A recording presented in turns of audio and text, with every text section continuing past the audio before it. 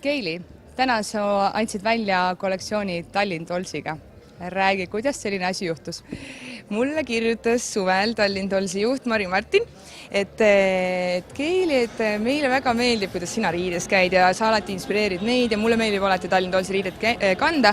Et mis sa arvad sellist mõttest, kui sa ise prooviksid anda meile paar head ideed ja me teeksime sinu kollektsiooni? Ja alguses oli mõte teha vaid paar asja, aga kui me Marit kokku saime, siis inspiratsioon hakkas niimoodi lendama, et need lõiked talle väga meeldisid, mis ma välja pakkusin, need värvid ja siis juhtus see, et kui juba, siis juba lähme paneme all in ja teeme moeshow ka. No räägi esiteks, mis seal kollektsioonis on? Kleidid, seelikud, bluusid, mida me kõike näeme? Kollektsioon on inspireeritud tegelikult tänapäeva inimeste kiirest elutempost. Ma kujutan ette, et sina tunned seda ka, kui sa lähed hommikul tööle, sul on, tahad panna mugavad riided, tennised, näiteks mina kannan väga palju tosse ja siis sa tuleb poole päeva pärast, keegi kutsub sind kas kuskile peole või sa pead minema võttele, mis on natukene viisakam, et siis sa tahaks nagu minna ikkagi sinna ilusasti riides, et siis sa paned sinna alla näiteks ägedad saapad, paned kaabu pähe ja paned jaki ja sa võid täpselt selle sama kleediga minna. Et see on see nagu põhiidee, et me ei peaks 5 korda päevas riided vahetama, aga kollektsioonis on peamiselt kleidid, sellised lihtsad A-lõikelised taskutega, mis sobiksid kõigile, natuke vimkaga, mis uudist, asi, mille minu käest väga palju küsitakse, aga ka hästi palju sametit, nagu näiteks minu seljas on ka siis selline kollektsiooni kõige pidulikum ese, et ikkagi ühe maanikleidi tegime ka ja siis on sellised vahvad pihikseelikud ja natuke sellist sportlikud ka, et ikkagi sügis, pulloverid, aga siis ka väikse vimkaga, et sellised triibud ja jutid ja mina ise olen tegelikult väga rahul selle kollektsiooniga, mul on tõesti üllatus, et see nii palju asju tuli, et nii palju ägedaid värve ja et ma loodan, et inimestele väga meeldib. No, millest sa siis lähtusid, ütleme, kangast ja lõigete valikul? Ma lähtusin lõigete valikul eeskätt sellest, et olekski mugav, et need ei oleks hästi ümber, et kõik inimesed saaksid need kanda. Vahet ei ole, kas sa oled S või M või tegelikult isegi L, et sa saad selle, aga see ei tee sind ka nagu selliseks kartulikotiks, et see on ilusti kukkuv ja samas ta on mugav, et sa ei pea kogu aeg hullult kõhtu sees hoidma, kui sa oled tahtnud võib-olla ühe piruka rohkem süüa.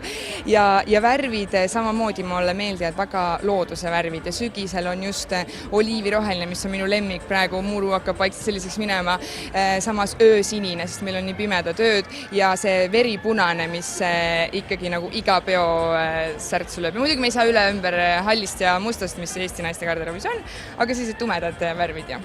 No kui tihti sa ise neid kleite kandma hakkad, kas sul ongi nüüd see, et terve kollektsioon on väljas, 15 kleiti ja iga päev on erinev või palju seal neid esemeid on? Ma tean, et moeshow'l on meil täna laval natuke rohkem kui 20 komplekti.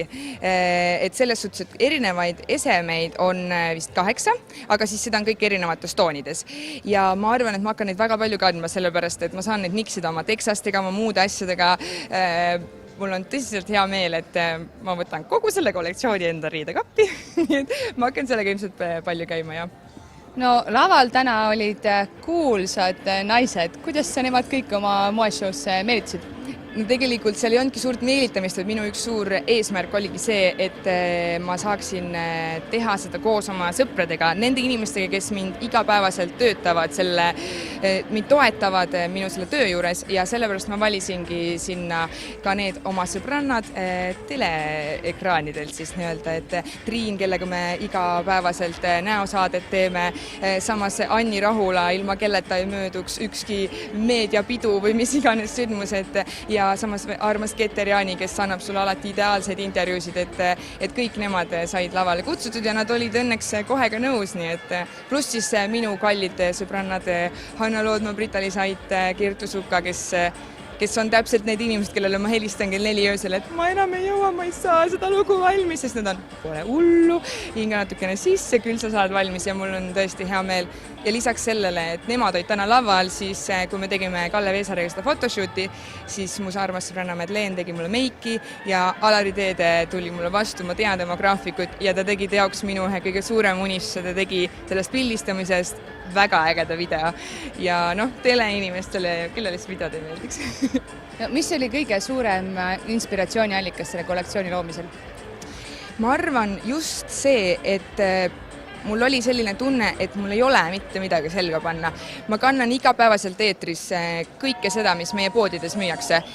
Ja ma ikkagi tunnen, et ma nagu võib-olla ei tahaks neid asju endale koju viia või see ei ole nagu päris mina nagu igapäevaselt, et üks asi on, kas need uudisteankur on eetris, aga teine asi on see Keili, kes teile kaubamajas võib-olla vastu jookseb või ma ei tea, Viru tänaval, et siis ma tundsingi seda, et ma tunnen just sellistest asjadest praegu puudust.